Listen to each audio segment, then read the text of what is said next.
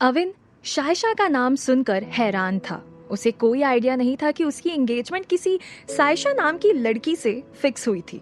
उसका ये रिएक्शन देखकर अनु बेड से उठने लगी। ये देखकर अविन उनसे बोला, इट्स ओके मॉम, हम इस बारे में बाद में बात करेंगे, आप अभी रेस्ट करो। नहीं अविन। अनु की आवाज कांप रही थी। वो अविन के हाथ का सहारा लेकर बैठ गई। उन्होंने अविन से पूछा, तुझे सायशा याद नहीं? वो सायशा जो टॉम बॉय जैसी हरकतें करती थी। अविन ये सुन एक्साइटेड होकर जोर से बोला, सायशा मतलब आप सुशी की बात कर रही हैं? अनु की आवाज अभी भी कांप रही थी। उसने हाँ में सिर हिलाकर कहा, हाँ वो ही सुशी। अविन ने हंसते हुए अनु से कहा, मुझे तो पता ही नहीं था कि सुशी का पूरा नाम सायशा है। उसे सब लोग तो सुशी कहकर ही बुलाते थे। अनु ने अविन की बात पर ज्यादा ध्यान नहीं दिया और उसे बेड के पास रखी टेबल की तरफ इशारा कर बोली, वो मेरा पर्स दे तो मुझे। अविन ने आगे झुककर पर्स उठाकर अनु को दिया। अनु ने उसमें से एक गोल्ड रिंग और एक लिफाफा निकाला। फिर वो अविन से बोली, मुझे सायशा को ये एंगेजमेंट रिंग देनी है। अविन एक बार फिर से चौंक गया। Engagement ring? ये सब क्या है मॉम? अनु ने वो लिफाफा अविन के हाथ में रखा और धीरे से बोली, तेरे डैड ने सीक्रेट मिशन पर जाने से पहले मुझे ये लिफाफा दिया था। अविन उस येलो कलर के लिफाफे को उलट पलट कर देखने लगा। उस पर बड़ी ही सुंदर सी हैंड राइटिंग में अविन का नाम लिखा हुआ था। अविन ने पूछा, ये क्या है? अनु अब पहले से बेटर फील कर रही थी। वो बोली, तू खुद खोल कर पढ़ ले। तेरे डैड ने कहा था कि अगर वो तेरे 25th बर्थडे पर भी नहीं लौटे तो मैं इसे तुझे दे दूं। अविन बड़बड़ाते हुए उस लिफाफे को खोलने लगा। आप भी ना मॉम, कैसी कैसी बातों पर विश्वास कर लेती हैं। आपको पिछले 10 सालों से ये तक पता नहीं है कि डैड कहाँ हैं और आप अब भी उस इंसान की कही बातों पर विश्वास कर रही हैं। अविन अब उस लिफाफे में रखे लेटर को पढ़ रहा था। लेटर पूरा पढ़ते ही वो बुरी तरह से चौंक गया और खड़ा होकर वो जोर से चिल्लाया, ये कैसे हो सकता है? इसमें भी सायशा के साथ मेरी एंगेजमेंट की बात लिखी हुई है। अनु को अविन के इस रिएक्शन पर कोई हैरानी नहीं हुई। उसने उसे बहुत ही ठंडी आवाज में कहा, ये हुआ है अविन, तेरे डैड और सायशा के डैड कामेश कोठारी अच्छे दोस्त थे। उन्होंने मिलकर तुम्हारी और सायशा की एंगेजमेंट फिक्स की थी। लेकिन बोलते बोलते अनु की आंखें गीली हो गई। अविन ने उनके पास आकर पूछा, लेकिन क्या मॉम? अनु ने आंसू पोंछते हुए कहा, उसके बाद तेरे डैड चले गए और कोठारी फैमिली से हमारा मिलना जुलना भी बंद हो गया। अविन ये सारी बातें सुनकर फ्रस्ट्रेट हो गया था। वो बोला, तो अच्छा ही हुआ ना mom. I am sure Sayyeshaa को भी कुछ याद नहीं होगा और जब डैड को हमारी कुछ पड़ी नहीं है तो आपको भी उन्हें याद कर परेशान होने की कोई जरूरत नहीं है। तभी अनु की आंखों में चमक आ गई। वो बोली, अविन तेरे डैड एक दिन वापस जरूर आएंगे। तो ठीक है। अविन अनु के सामने हाथ पर हाथ चढ़ाकर बोला, आप उनके वापस आने का वेट करो, लेकिन मुझे इस इमोशनल ड्रामा से दूर रखो प्लीज मॉम। इस पर अनु ने उनसे कहा, एक बार तू सायशा से मिल तो ले। तुझे वो पसंद नहीं आई तो मैं तुझे उससे शादी के लिए फोर्स नहीं करूंगी। तभी वान्या दौड़कर अविन के पास आई और बोली, बिग ब्रो 3:30 बज गए हैं, अब तो स्कूल आवर्स भी पूरे हो गए, लेट्स गो। जब अनु की नजर वान्या पर पड़ी तो उन्होंने अविन से पूछा, कौन है ये लड़की? बड़ा तूफान मचा रही थी। अविन वान्या को देखकर मुस्कुरा दिया और बोला, मेरी स्टूडेंट है। इसके डैड की गिनती दिल्ली के करोड़पति लोगों में होती है। वान्या अविन का हाथ खींचकर फिर से बोली, बिग ब्रो चलो ना, अब तो तुम्हारी मॉम भी ठीक हो गई हैं। अविन को हंसी आ गई। उसने अपनी हंसी रोककर अनु से कहा, मॉम मुझे अभी स्कूल वापस जाना होगा, मैं शाम को वापस आता हूँ। वान्या ने अविन का हाथ जोर से खींचा और अविन उसके साथ वार्ड से बाहर निकल गया। स्कूल कैंपस पहुंचने के बाद अविन जल्दी जल्दी चलता हुआ स्टाफ रूम की तरफ जा रहा था। तभी पिंटू उसके पीछे दौड़ कर आया। अविन सर रुको। अविन ने पीछे मुड़कर देखा। पिंटू उसके पास आकर बोला, इतनी देर से कहाँ थे आप? विनय सर आपको याद कर रहे थे। अविन धीरे से बोला, ये विनय की तो साला। पिंटू ने उसे घूरते हुए पूछा, कुछ कहा आपने सर? अविन ने कहा, नहीं। तुझे पता है क्या क्यों बुला रहे थे विनय सर मुझे? इस पर पिंटू बड़ी लापरवाही से बोला, वो तो बस ऐसे ही आपको याद कर रहे थे। अभी तो आपको एके मैडम बुला रही हैं। एके? अविन ने चौंकते हुए कहा और पिंटू से पूछा, एके मुझे क्यों बुलाएगी? पिंटू वहां से जाते हुए बोला, मुझे क्या पता, गई होगी आपकी कोई कंप्लेंट उनके पास, खुद जाकर पता कर लो। अविन मन ही मन बोला, ये विनय का चमचा साला इधर की बात उधर किए बिना इसका पेट नहीं भरता। अविन तेजी से चलकर एके के ऑफिस के बाहर जाकर खड़ा हो गया और डोर नॉक करने लगा। उसके एक बार नॉक करते ही अंदर से एके की आवाज आई, कम इन। अविन थोड़ा घबराया हुआ सा अंदर एंटर हुआ। एके के हाथ में ब्लू कलर की एक फाइल थी, उसका पूरा ध्यान उसी फाइल में ही था। ये देखकर अविन मन ही मन बोला, ये फाइल तो विनय के पास थी, जरूर उसने ही इसे एके के पास भेजा होगा। अविन तैयार हो जा सवालों के जवाब देने के लिए। वो धीरे से चलकर एके के सामने आकर खड़ा हो गया और बोला, आपने बुलाया मुझे? एके ने अविन की आवाज़ सुनकर वो फाइल टेबल पर रख दी और बोला, हाँ प्लीज़ सिट। एके ने उसे ये बहुत ही सॉफ्ट टोन में कहा था। अविन हैरान होकर कुर्सी पर बैठा तो एके ने उससे पूछा, क्या हुआ तुम्हारी मॉम को? ये सुन अविन शॉक हो गया। उसे समझ नहीं आ रहा था कि एके को ये सब कैसे पता चला। उसने कहा, छोटा सा एक्सीडेंट था, अब वो ठीक है, लेकिन आपको किसने बताया? एके खड़ी होकर हंस दी और बोली, तुम्हारे साथ तुम्हारी पूरी क्लास मेमोरियल हॉस्पिटल गई थी, मुझे क्या, पूरे स्कूल को पता है तुम्हारी मॉम का एक्सीडेंट हुआ है।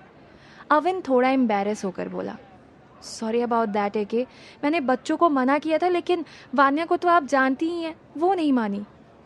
एके अविन की कुर्सी के पीछे आकर खड़ी हो गई और बोली, सॉरी कहने की ज़रूरत नहीं है अविन, तुम वान्या की क्लास के पहले ऐसे टीचर हो जिसे पूरी क्लास के बच्चे पहले दिन से ही इतना पसंद करने लगे हैं। हाँ, बच्चों ने डिसिप्लिन तोड़ा है, लेकिन वो तुमसे इतने इम्प्रेस हैं तो आई एम श्योर तुम उन्हें डिसिप्लिन भी कर लोगे।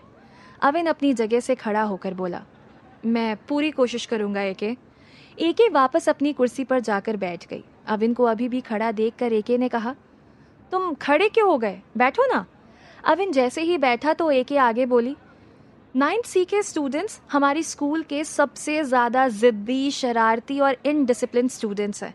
आई एक्सपेक्ट कि तुम अगले 1 महीने में उन सबको थोड़ा बहुत सुधार दो। ये सुनकर अविन ने कहा, डोंट वरी एके, वो तो मैं कर दूंगा। इसके लिए मुझे केवल वान्या को सुधारने की ज़रूरत है और बाकी का काम वो खुद कर देगी। लेकिन अविन ने अपनी बात अधूरी छोड़ दी थी। ये देखकर एके ने उससे पूछा, लेकिन क्या अविन? अविन ने सोचकर कहा, मुझे 2 हफ्ते की लीव चाहिए, मॉम हॉस्पिटल में है। और फिर अविन ने अपनी बात पूरी भी नहीं की थी कि एके ने कॉन्फिडेंटली कहा, आई टोटली अंडरस्टैंड, तुम अपनी मॉम का ध्यान रखो, तब तक 9th C को मिसेस बत्रा हैंडल कर लेंगी। अविन खड़े होकर बोला, थैंक यू एके, मुझे अब जाना होगा, मॉम हॉस्पिटल में अकेली हैं। हाँ sure, you may leave.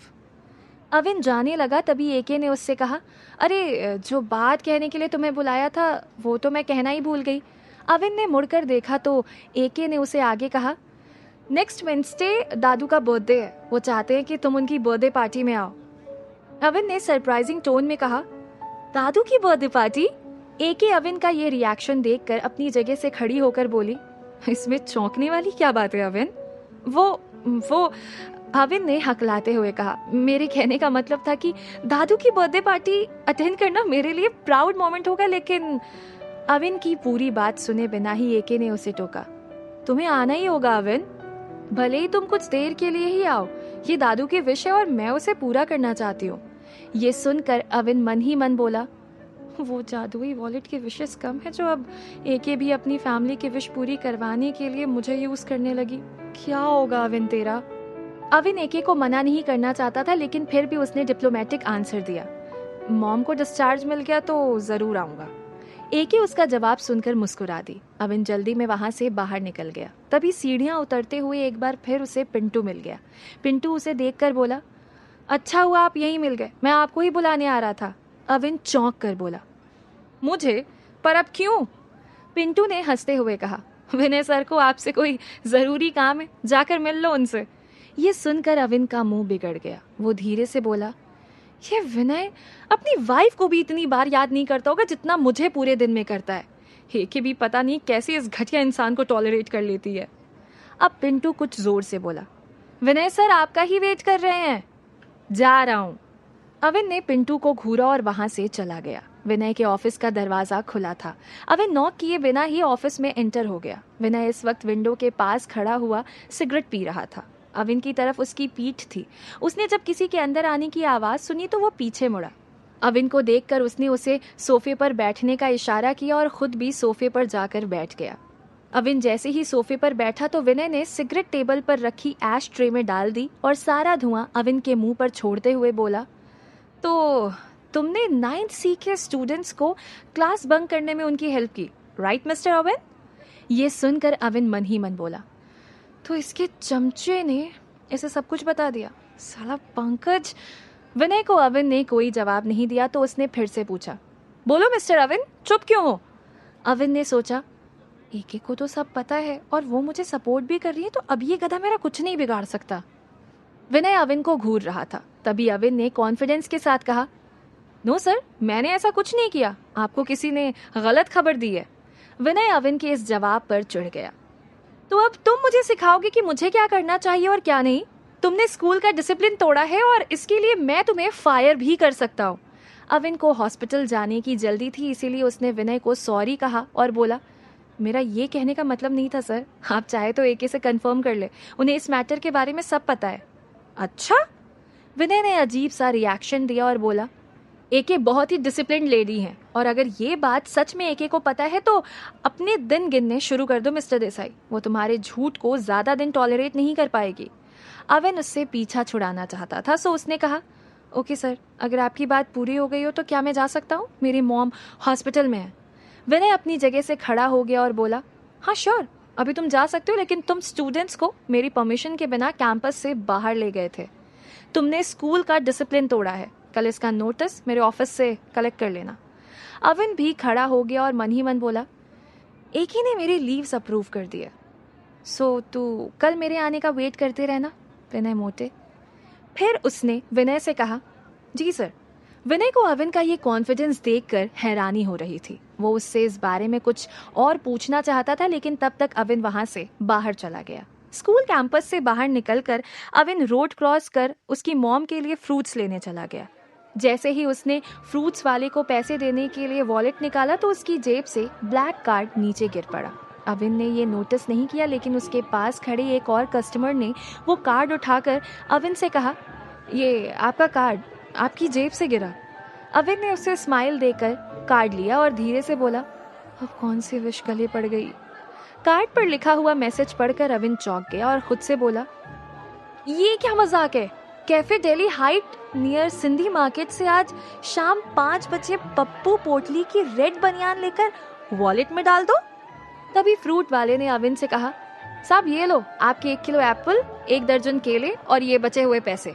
Fruits लेकर वहां से वो निकल गया। रोड क्रॉस करते हुए वो यही सोच रहा था, अब ये पप्पू पोटली कौन है? एक बाइक फुल स्पीड से अविन की तरफ ही आ रही थी। अविन का ध्यान उस कार्ड के विश पर ही था। उसे बाइक की आवाज भी नहीं आई। बाइक इतनी स्पीड में थी कि उसे चला रहा आदमी उसे रोक नहीं पाया और बाइक अविन से भिड़ गई। क्या अविन का एक्सीडेंट हुआ? क्या होगा अब जानने के लिए सुनते रहिए